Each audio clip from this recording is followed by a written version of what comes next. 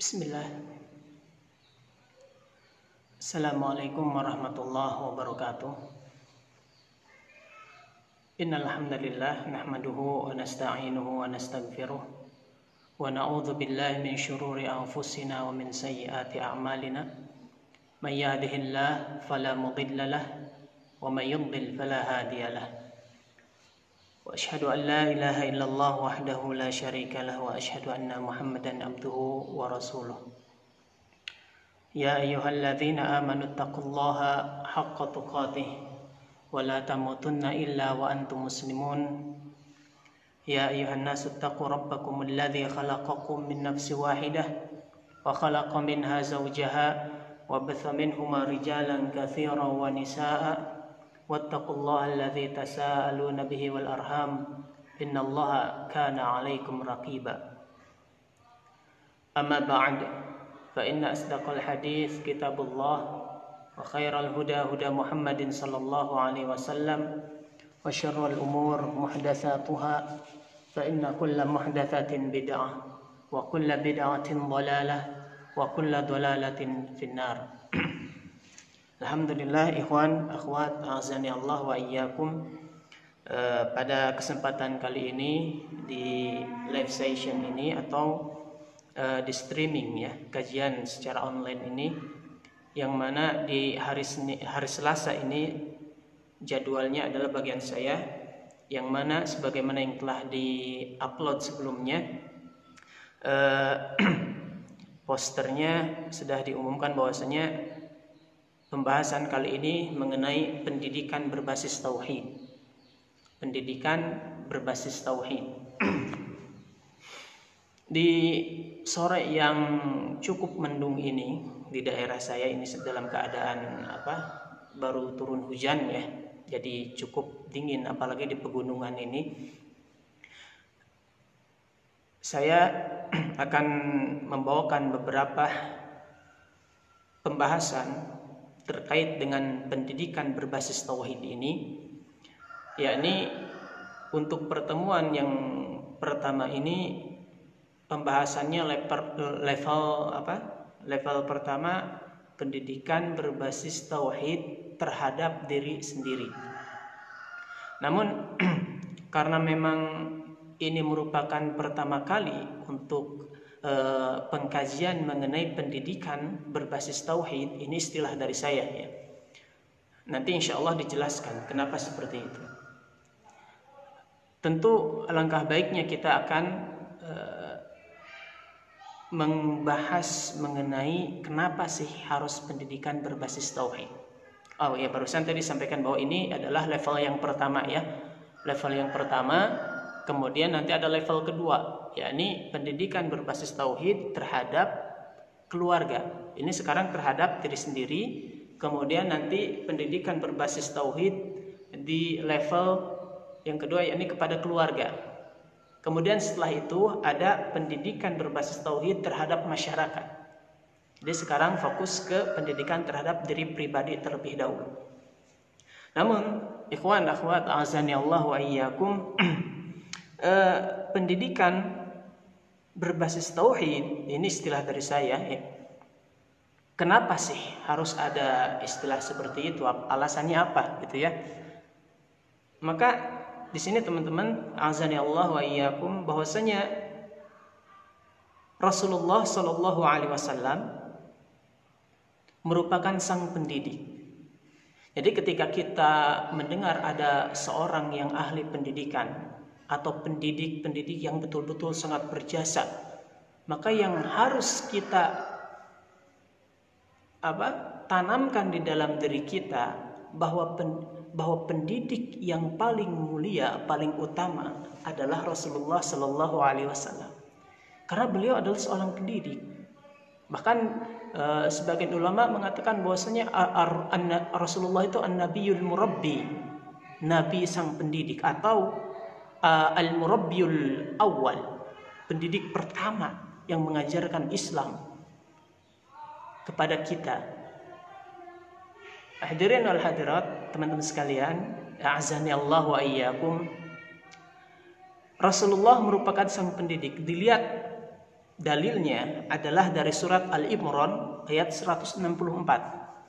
Al-Imran ayat 164, Allah Subhanahu wa taala berfirman, laqad mannallahu 'alal mu'minina idz ba'atsa fihim rasula. Sungguh Allah telah memberikan karunia kepada orang-orang yang beriman ketika Allah mengutus di antara mereka idz ba'atsa fihim rasula. Tatkala Allah telah mengutus kepada mereka, yakni orang-orang yang beriman itu, rasula, seorang rasul, min anfusihim, dari golongan mereka sendiri. Nah, kemudian setelah itu Allah melanjutkan lagi firman-Nya terkait dengan rasul tersebut, tugasnya apa? Maka Allah melanjutkan ayatnya yang mulia, yatlu alaihim ayatih, yang mana rasul tersebut membacakan kepada orang-orang yang beriman itu ayat-ayat Allah Subhanahu wa taala, wa yuzakkihim, kemudian rasul tersebut membersihkan jiwa mereka, kemudian wa yu'allimuhumul kitaba wal hikmah, dan juga mereka, yakni rasul tersebut yu'allimuhumul kitaba wal hikmah, mengajarkan kepada mereka orang-orang yang beriman Alkitab, Al-Quran, dan Al-Hikmah. Jadi kata para ulama, kalau dalam ayat Al-Quran digandengkan antara Alkitab wal Hikmah, wa yu'allimuhumul kitab wal hikmah, maka hikmah di sana maksudnya sunnah. Jadi Rasulullah menurut ayat Al-Imran, sebagaimana yang Allah firmankan dalam surat Al-Imran ayat 164, bahwa di antara tugas beliau itu adalah wa yu'allimuhumul kitab wal hikmah, yang mengajarkan kepada mereka Alkitab, maksudnya Alkitab Al-Quran, kitab suci Al-Quran, dan juga sunnah.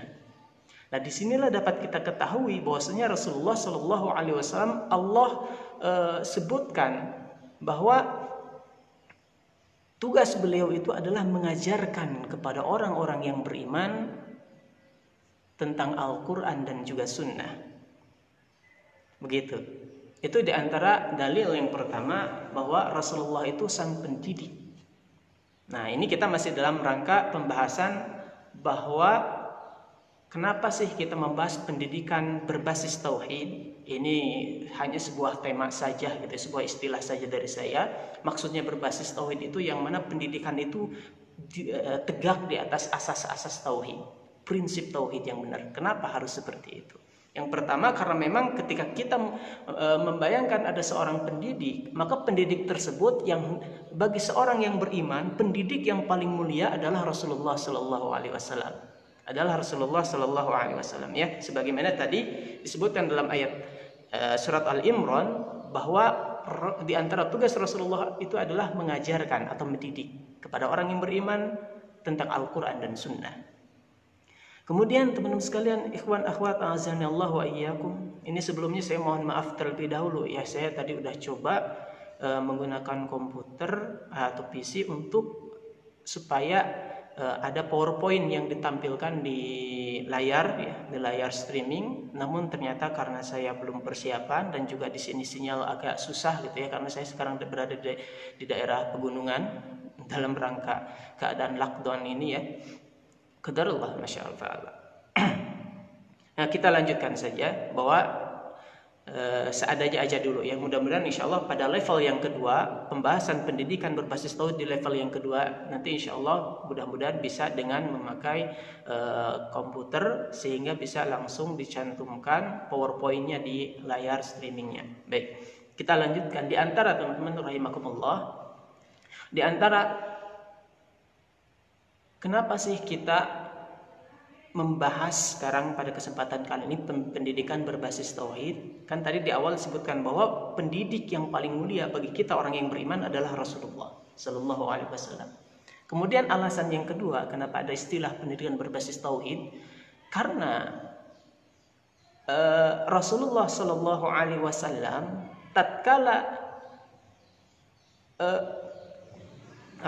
tatkala mengajarkan kita, berdakwah, mendakwahi kita umat manusia, beliau mengajarkan perkara-perkara agama itu dengan penuh ketulusan, bagaikan seorang ayah mengajarkan anaknya.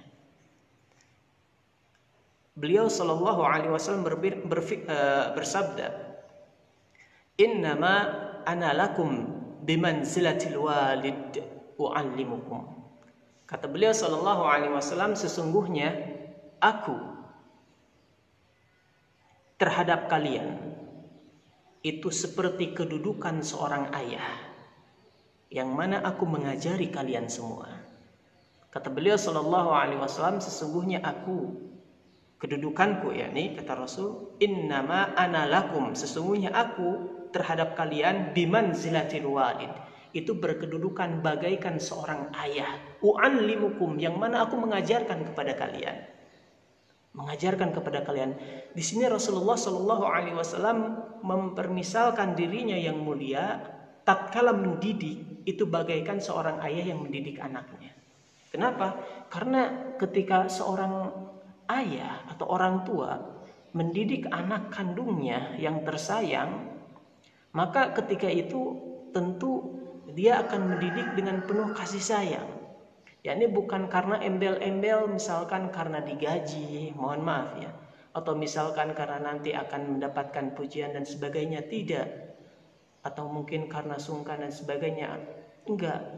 Tapi karena betul-betul timbul pendidikannya itu dari kasih sayang yang mendalam antara bapak dan anaknya. Maka teman-teman sekalian, Rasulullah Shallallahu Alaihi Wasallam bersabda, innama ana lakum bimanzilatil walid wa allimukum, sesungguhnya aku berkedudukan terhadap kalian bagaikan seorang ayah yang mengajarkan anaknya. Yang mana aku, kata beliau, mengajarkan kalian seperti itu. Kemudian dari sana dapat kita ketahui bahwasanya Rasulullah Shallallahu Alaihi Wasallam betul-betul mendidik kita. Pertama, memang beliau memiliki tugas dari Allah Subhanahu wa taala untuk mengajarkan umat manusia terkait dengan Al-Qur'an dan Sunnah. Yang kedua, kemudian beliau sallallahu alaihi wasallam tatkala mengajarkan umat manusia atau berdakwah bahasa lainnya, itu kan beliau menerangkan bagaimana sih perasaan beliau. Ini bahwasanya tatkala beliau mengajarkan kalian wahai umat manusia, itu bagaikan seorang ayah yang mengajarkan anaknya. Kemudian selanjutnya teman-teman, azani Allah wa iyyakum, dari sini dapat kita pahami dan bahkan kita sepakati bahwasanya Rasulullah Shallallahu Alaihi Wasallam itu seorang pendidik yang tulus dalam mendidik peserta didiknya, gitu ya, yang sangat tulus sekali. Selanjutnya, tatkala seseorang mendidik, mungkin di antara antum ada seorang guru gitu ya, atau yang pernah mengajarkan orang lain, maka tentu ketika seseorang mengajarkan sesuatu kepada orang lain dan yang diajarkannya itu, dan peserta didiknya itu adalah orang yang sangat-sangat dia sayangi, dia kasihi, tentu dia akan memberikan pendidikan yang paling baik dan yang paling ya. Kan apa yang antum ajarkan kepada orang yang antum kasihi itu adalah sesuatu ilmu yang betul-betul bermanfaat. Yang gak bermanfaat bahkan berbahaya gak mungkin diajarkan kepada mereka. Lantas apa yang diajarkan oleh para Rasul sallallahu alaihi wasallam alaihi wassalatu wassalam? Tatkala mereka, para Rasul itu diutus, di antara misinya adalah untuk mendidik. Dalam dakwah itu pasti ada pendidikan. Ya, mendidik umat manusia. Apa yang diajarkan oleh para Rasul tersebut? Maka bagi kita yang telah betul-betul sering menghadiri kajian-kajian sunnah, yang mana kajian Ahlus Sunnah wal Jamaah selalu tegak dalam penekanan terhadap pembahasan ibadah, mengikhlaskan ibadah hanya kepada Allah, maka tidak asing lagi bagi kita bahwasanya tugas para nabi dan rasul, dakwah mereka prioritasnya adalah mendakwahkan tauhid. Tentu tidak syak lagi ya, tidak diragukan lagi bahwasanya emang para nabi dan rasul ketika berdakwah beliau mengajarkan akhlak, kemudian mengajarkan bagaimana strategi berperang, bagaimana politik syar'iyah dan sebagainya, perekonomian yang emang harus diajarkan oleh para nabi dan rasul ada di sana diajarkan. Tetapi yang menjadi prioritas itu apa? Yang betul-betul ditekankan sehingga akhirnya seluruh para nabi dan rasul sepakat tatkala mereka berdakwah mengajarkan hal ini. Apa itu? Yakni sebagaimana yang Allah Subhanahu wa taala firmankan dalam surat An-Nahl ayat 36. Allah Subhanahu wa taala berfirman, "Walaqad ba'atsna fi kulli ummatin rasula." Walaqad ba'atsna fi kulli ummatin rasula. Sungguh kami telah mengutus rasul. Walaqad ba'atsna fi kulli ummatin rasula. Dan sesungguhnya kami telah mengutus rasul kepada tiap-tiap umat. Nah, Allah dalam surat An-Nahl menfirmankan dalam rangka mengabarkan kepada kita bahwasanya Allah telah mengutus rasul pada setiap umat, pada setiap bangsa. Kemudian selanjutnya Allah Subhanahu wa taala melanjutkan lagi, misi terpenting dari para rasul itu apa? Ani'budullah wajtanibut taghut. Jadi ketika dalam satu ayat yang mana Allah hendak menyampaikan kepada kita, mengabarkan kepada kita bahwasanya Allah telah mengutus rasul-rasul pada setiap umat, maka selanjutnya Allah menjelaskan lagi apa yang mereka dakwahkan dari rasul-rasul yang diutus kepada umat-umat yang berbeda tersebut. Maka Allah lanjutkan, ani'budullah wajtanibut taghut. Sembahlah oleh kalian Allah, wajtanibut taghut, dan jauhilah oleh kalian taghut. Dan taghut itu adalah segala sesuatu yang disembah selain dari Allah. Itu definisi singkatnya. Tentu untuk lebih rinci pembahasan tentang taghut ada pembahasan judul khusus tentunya ya. Namun karena kita membahas mengenai tema yang lain, maka kita lanjutkan terlebih dahulu. Dari sana teman-teman sekalian, surat An-Nahl Allah mengabarkan kepada kita bahwa rasul-rasul yang diutus itu misi mereka adalah ani'budullah wajtanibut taghut. Sembahlah Allah, jauhi taghut. Ini ringkasnya dalam istilah yang diistilahkan oleh para ulama, diringkas dengan istilah tauhid. Jadi rasul-rasul termasuk Nabi besar Muhammad sallallahu alaihi wasallam yang merupakan rasul di generasi rasul di umat sekarang ini pun inti dakwah beliau adalah tauhid. Tauhid, ya. Maka dari itu, dari sini dapat kita padukan teman-teman sekalian. Yang pertama, kita tadi ngebahas mengenai bahwasanya para nabi dan bahwasanya Rasulullah Shallallahu alaihi wasallam itu adalah sang pendidik yang paling mulia bagi orang-orang yang beriman. Ini yang paling mulia, sang pendidik. Kemudian selanjutnya, di poin yang selanjutnya kita membahas bahwasanya lantas apa yang dididik, yang diajarkan oleh Rasul tersebut. Tentu banyak. Namun tatkala kita hendak mengetahui apa sih yang paling diprioritaskan dan menjadi pondasi penting pendidikan yang digencarkan oleh para nabi dan rasul, maka kita ketahui dalam surat An-Nahl ayat 36 bahwasanya inti dakwah atau yang sangat diprioritaskan dalam dakwahnya para nabi dan rasul, dalam pendidikan yang digencarkan oleh para nabi dan rasul adalah tauhid. Maka dari itu saya mengambil judul pembahasan pendidikan, ya, lebih spesifik lagi pendidikan, karena sangat banyak sekali yang diajarkan oleh Rasulullah. Namun saya lebih spesifikkan ke pendidikan berbasis tauhid, gitu ya, pendidikan berbasis tauhid, karena melihat dari apa yang didakwahkan oleh para rasul, juga Nabi besar Muhammad Sallallahu Alaihi Wasallam sang pendidik yang sangat mulia, maka beliau pun prioritas pendidikannya adalah tauhid.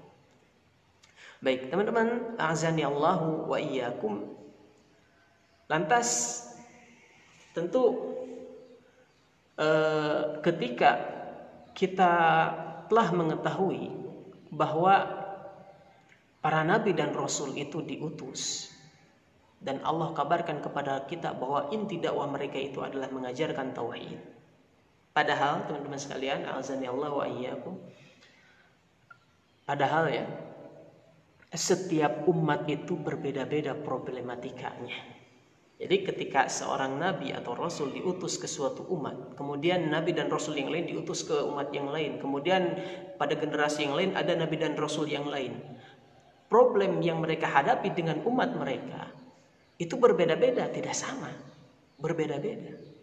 Tetapi Allah Subhanahu wa taala ketika menjelaskan mengenai inti dakwah mereka, adalah tauhid. Hanya satu, adalah tauhid. Itu prioritasnya ya. Ingat, prioritas bukan berarti nggak ada dakwah yang lain. Ada, tapi yang menjadi inti, pondasi yang digencarkan terus menerus adalah tauhid. Itu menjadi prioritas mereka. Lantas apa sih hikmahnya sehingga Allah Subhanahu wa taala menjadikan dan menetapkan bahwasanya dakwah para nabi dan rasul itu harus dimulai dari tauhid terlebih dahulu? Maka teman-teman, azani Allah wa iyyakum, kita sekarang selanjutnya pada menit-menit terakhir ini ya, membahas mengenai hikmah pendidikan tauhid terhadap setiap individu manusia.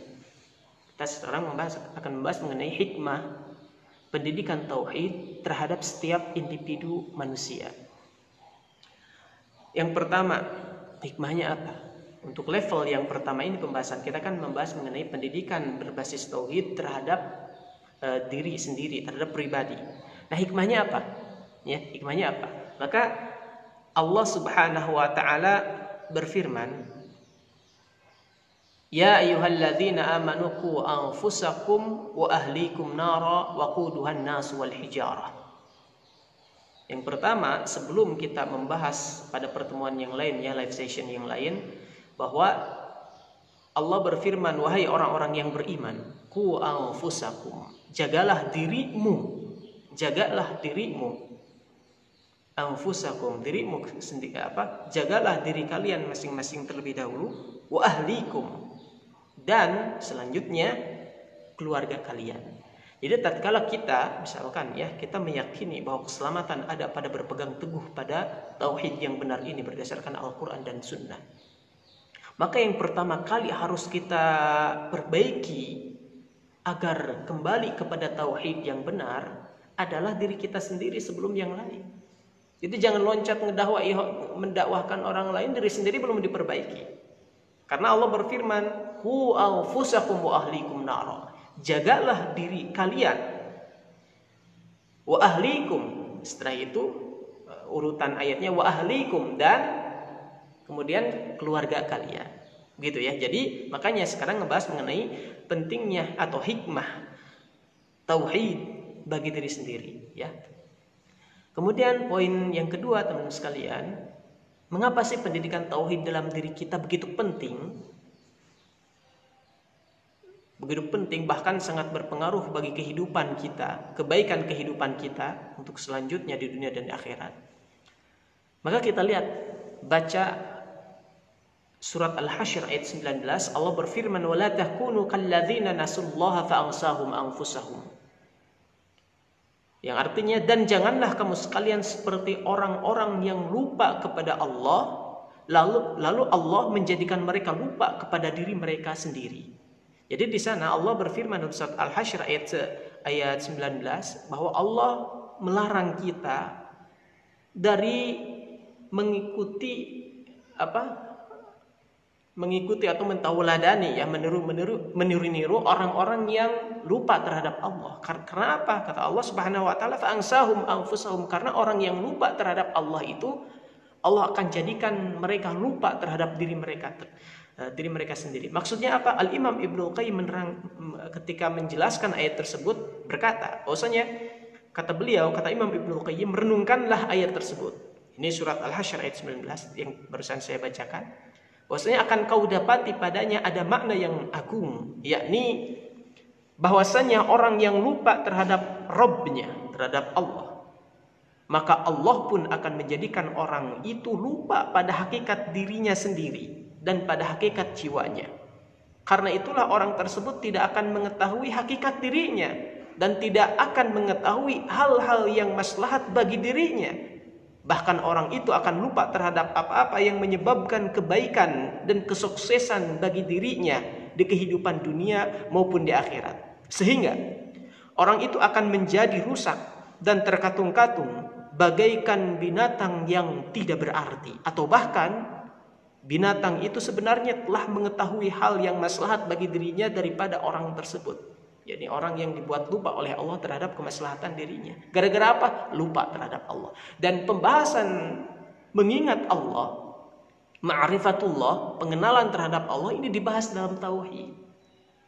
Maka dari itu ketika kita, teman-teman sekalian, diri kita tidak tahu untuk apa sih saya ini, gitu ya. Kan ada sebagian orang yang sedang mencari jati diri istilahnya, gitu ya. Nggak tahu dianya itu manfaatnya untuk apa hidup di dunia. Maka kita harus buru-buru kembali kepada Allah.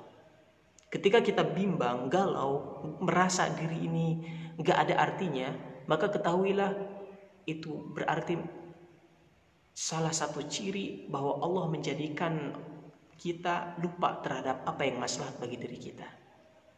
Hingga tahu jati dirinya, untuk apa dia hidup, nggak tahu.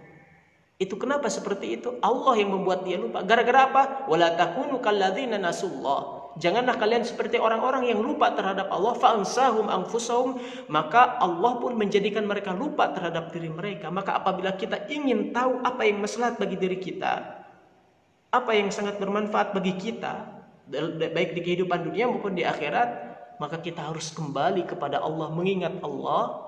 Nah, ini dalam pembahasan agama kita disebut pembahasan tauhid, ya, pembahasan tauhid. Kemudian teman-teman sekalian, kenapa sih hikmahnya kita pribadi kita harus dididik dengan tauhid, mendidik pribadi kita terlebih dahulu dengan tauhid, karena perbaikan tauhid akan berimbas pada kebaikan yang lainnya. Ketika kita memperbaiki diri kita dengan tauhid, maka akan berimbas pada kebaikan-kebaikan amalan yang lainnya. Begitu. Ingat hadis yang sering kita dengar, ala inna fil jasadi mudghatan idza salahat salahal jasadu kulluh wa idza fasadat fasadal jasadu kulluh ala wahyal qalb.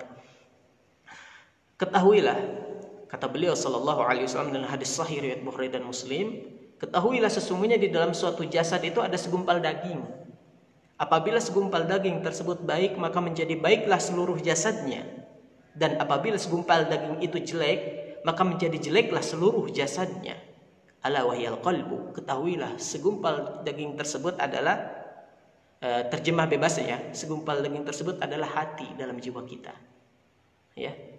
Al-qalb sebenarnya jantung artinya, tapi agar memudahkan pemahaman, maksudnya kita dalam dalam jiwa kita kan intinya ada di hati, gitu kan biasanya. Maka teman-teman, kata para ulama, maka hadis tersebut menjadi dalil, bukti yang jelas bahwa perbaikan tauhid, yang mana tauhid itu membahas perkara hati. Karena kan perkara ibadah-ibadah lahiriah itu nggak dibahas dalam tauhid, dibahasnya dalam ilmu fikih, begitu ya, ilmu fikih. Tapi kalau hati, masalah hati itu tauhid ya. Nah, ketika kita memperbaiki diri kita, hendak memperbaiki diri kita, yang pertama kali harus kita perbaiki adalah hati terlebih dahulu. Karena apa? Apabila hati bagus, kata Rasulullah, maka akan berimbas pada bagusnya juga amalan yang lain. Intinya seperti itu ya maknanya. Sebaliknya apabila hati kita jelek, maka akan berimbas menjadi jeleklah amalan kita yang lain. Maka kalau kita bingung, teman-teman, banyak yang bertanya ya, bagaimana agar kita istiqomah, bagaimana agar saya berubah dari perbuatan jelek menjadi baik. Maka yang pertama kali harus kita lakukan adalah kita perbaiki hati kita. Datangi pengajian-pengajian yang membahas mengenai tauhid yang benar berdasarkan Al-Quran dan Sunnah, ala fahmi salafil ummah, berdasarkan pemahaman salafus saleh ya Al-Quran dan Sunnahnya. Datangi yang membahas tentang tauhid dalam rangka apa? Untuk mendidik diri kita pribadi, khususnya hati kita. Nah, kalau hati kita udah bagus, maka kata Rasul sallallahu alaihi wasallam, hadis sahih riwayat Bukhari dan Muslim, kalau hati kita bagus dengan pendidikan tauhid, berimbas pada bagusnya amalan-amalan yang lain. Dari sini teman-teman rahimakumullah, dapat kita ketahui hikmah. Kenapa ada hikmah ya? Kenapa ada para nabi dan rasul, meskipun apa yang mereka hadapi, nabi dan rasul kan berbeda-beda, sangat banyak. Dalam satu riwayat rasul saja ada 313-an ya. Nabi 124.000 itu diutus ke kaum yang berbeda, kadang di kaum yang sama, tapi problematika ada yang berbeda tentunya. Namun kata Allah, seluruh para nabi dan rasul itu dakwahnya, intinya adalah tauhid. Kenapa? Karena ketika mereka masyarakat ya tentu setelah proses perbaikan diri, tentu maksudnya dengan wahyu tentunya berbeda nabi dan rasul dengan kita manusia biasa. Setelah ketika mereka memperbaiki hati masyarakat, maka apa yang terjadi? Yang terjadi adalah perubahan yang besar. Ingat, para sahabat Nabi Shallallahu Alaihi Wasallam dahulu dalam kubangan masa jahiliyah sebelum menjadi sahabat Nabi, sebelum masuk Islam, itu yang beliau gencarkan, kata para ulama ahlu sunnah, beliau memperbaiki para sahabat akidah tauhidnya terlebih dahulu. Dulunya orang-orang jahiliyah tatkala Rasul menggembleng mereka dengan tauhid yang benar, beliau Shallallahu Alaihi Wasallam ajarkan tentang bagaimana keadaan orang yang bertauhid, bagaimana keadaan orang yang melakukan syirik, bagaimana keadaan di surga dan neraka bagi pelaku tauhid, bagi pelaku syirik, bagi orang yang muwahhid bertauhid dan sebagainya. Itu digembleng dulu oleh Rasulullah, keyakinan akidah tauhid tersebut, sehingga akhirnya orang-orang jahiliyah tersebut masuk Islam. Rasul terus gembleng hatinya dengan tauhid, akhirnya menjadi sahabat-sahabat Rasul yang Allah dan Rasulnya kenang. Allah cantumkan pujian-pujian dalam Al-Quran tentang para sahabat Rasul, dan Rasul sabdakan tentang kemuliaan para sahabat Rasul sampai beliau bersabda, khairun nasi qarni, sebaik-baik generasi umat manusia adalah generasiku, yakni generasi para sahabat. Ya, gimana Rasulullah mendidiknya? Tauhid dulu. Makanya dari itu ketika kita hendak kembali kepada Allah, bingung, kita banyak dosa gitu ya, mau mana dulu yang harus diperbaiki, padahal dosa kita, maksiat kita banyak. Maka yang harus kita lakukan adalah bersihkan hati terlebih dahulu. Insya Allah kesananya nanti akan berimbas pada kebaikan-kebaikan yang lain. Ya. Nah, ada yang bertanya, masjid tetap buka? Ya, karena saya di gunung ya, sekarang itu saya di gunung. Ya, kalau antum mau lihat di sekitarnya itu, di sekelilingnya ini hutan ya. Antum lihat sekeliling masjid tersebut, di luar itu hutan. Ya, ini di kaki gunung, jadi masih dibuka. Karena mau di lockdown gimana, yang sholatnya cuma segitu-gitu aja gitu, keluarga saya saja. Kalaulah kita nggak bertemu di sini, kalau kita nggak bertemu di masjid, ya di rumah juga bertemu bareng-bareng lagi. Nah, begitu ya. Jadi nggak ada orang luar di sini karena emang di pegunungan begitu. Jadi masih dibuka, nggak ditutup, dan pemerintah mengetahui dan memaklumi, kecuali sholat Jumat karena memang dari mana-mana datang. Itu mulai pekan kemarin karena udah masuk PSBB sekarang di daerah saya, itu juga sama diberhentikan sementara ya, sampai waktu yang nanti dikabarkan lagi oleh pemerintah. Baik, karena waktunya telah habis, mohon maaf ini ada lebih sekitar 4 menitan ya. Insya Allah nanti kita lanjutkan lagi pembahasan pendidikan berbasis tauhid. Tentang apa? Tentang pembahasan pendidikan ini, insya Allah. Mudah-mudahan kita bisa diberi umur panjang untuk kembali membahas, dan mudah-mudahan juga di pertemuan yang selanjutnya kita bisa fokus pakai PowerPoint agar pemandangan yang dilihat bukan cuman ini ya, backgroundnya seadanya saja. Mohon maaf sebelumnya. Subhanakallahumma wa bihamdika asyhadu an la ilaha illa anta astaghfiruka wa atubu ilaik. Assalamualaikum warahmatullahi wabarakatuh. Khair ya Ustaz Bilal, masyaallah. Khair, alhamdulillah. Kaifa haluka Ustaz? Masyaallah.